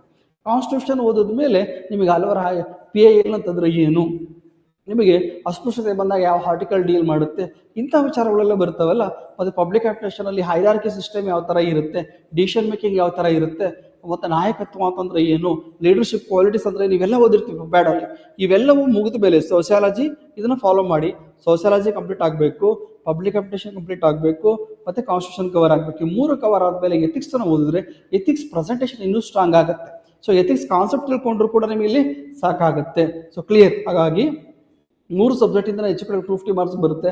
ಎಥಿಕ್ಸ್ 250, 500 ಮಾರ್ಕ್ಸ್ ಮಿನಿಮಮ್ ನೀವು ಇಲ್ಲಿ ಸ್ಕೋರ್ ಮಾಡ್ಬೋದು. ಸೊ ಬಂದುಬಿಡುತ್ತೆ. ಒಂದು 400 ಸ್ಕೋರ್ ಮಾಡಿದ್ರು ಕೂಡ ಆಶ್ಚರ್ಯ ಇಲ್ಲ. ಪ್ರೆಸೆಂಟೇಷನಲ್ಲಿ ಸ್ಟ್ರಾಂಗ್ ಮಾಡಬೇಕಷ್ಟೇ, ವೆರಿ ಇಂಪಾರ್ಟೆಂಟ್. So clear. ಹಾಗಾಗಿ ಎಥಿಕ್ಸ್ನ ಓದಬೇಕಾದ್ರೆ ನೀವು ಇಲ್ಲಿ ಪ್ಲಾನ್ ಮಾಡ್ಕೋಬೇಕು. NCC ಜಾಯ್ನ್ ಆಯಿತು ಅಂದರೆ ಕ್ಲಾಸ್ ನೋಟ್ಸನ್ನು ಕೊಟ್ಟಿರ್ತೀವಿ. ಅದೇ ಥರ ಕನ್ನಡದಲ್ಲಿ ಪರಶುರಾಮ್ ಕಟ್ಟಿಮುನಿ ಅವ್ರದ್ದು ಕೂಡ ಟೆಕ್ಸ್ಟ್ ಬುಕ್ ಸಿಗುತ್ತೆ, ಇಂಗ್ಲೀಷಲ್ಲಿ ಲೆಕ್ಸಿಕಾನ್ ಬುಕ್ ಸಿಗುತ್ತೆ. ಡೈರೆಕ್ಟಾಗಿ ನೀವು ಅದನ್ನು ಬೈ ಮಾಡಿ ಕೂಡ ಓದ್ಬೋದು. ಇದು ಓದೋಕ್ಕೆ ಮುಂದೆ ಬೇಸಿಕ್ ಆಗಿ ಹೇಳೋಂಥ 3 ಸಬ್ಜೆಕ್ಟ್ಗಳ ಫಸ್ಟ್ ಕವರ್ ಮಾಡಿ ಆಮೇಲೆ ಎಥಿಕ್ಸ್ ಓದಿ. ಎಥಿಕ್ಸ್ ಇನ್ನೂ ಕೂಡ ನಿಮಗೆ ಸ್ಟ್ರಾಂಗ್ ಆಗುತ್ತೆ. ಇಷ್ಟು ಕೂಡ ಪ್ರಿಲಿಮ್ಸ್ ಕಮ್ ಮೇನ್ಸ್ ಓದೋಂಥದ್ದು. ಇನ್ನು ಸ್ಟಡಿ ಮಾಡುವ ಕ್ರಮ ಇದೆಲ್ಲ ಕೂಡ ನೆಕ್ಸ್ಟ್ ವಿಡಿಯೋದಲ್ಲಿ ನಿಮಗೆ ಹೇಳ್ಕೊಡ್ತೀನಿ. ಈ ಕ್ಲಾಸ್ ನಿಮ್ಗೆ ಬಹುತೇಕ ಇಷ್ಟ ಆಗಿದೆ ಅಂತ ಅಂದ್ಕೊಳ್ತೀನಿ. ಇಷ್ಟ ಆಗಿದ್ದಲ್ಲಿ ನಿಮ್ಮ ಸ್ನೇಹಿತರಿಗೂ ಶೇರ್ ಮಾಡಿ. ಮುಂದಿನ ಕ್ಲಾಸ್ ನಿಮಗೆ ಮತ್ತೆ ವೇಟ್ ಮಾಡ್ತೀನಿ. ನಮಸ್ಕಾರ.